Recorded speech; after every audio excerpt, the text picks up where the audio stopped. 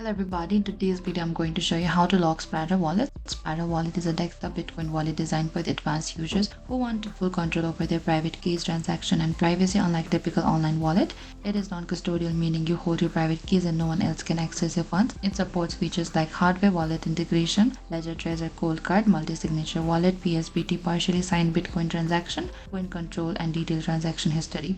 So Sparrow Wallet does not have accounts like traditional app. Instead, your wallets are encrypted with a password. Locking your wallet essentially means closing the wallet or requiring the password again to access it. So on the bottom there's a search. Simply type down your Sparrow Wallet here and you can open to your Sparrow Wallet. And over here you can import your wallet, open a new wallet and create a new wallet here. Select this new wallet and select create. And once you reach into this interface of your Sparrow Wallet, in the top you can find this view just beside the file and you have to select this lock wallet here. Click onto this lock wallet and that is it. In order to unlock, select this unlock. Thank you for watching this video. I hope I could help you. If you have any queries or confusion, please comment down below and we will reach out to you very soon.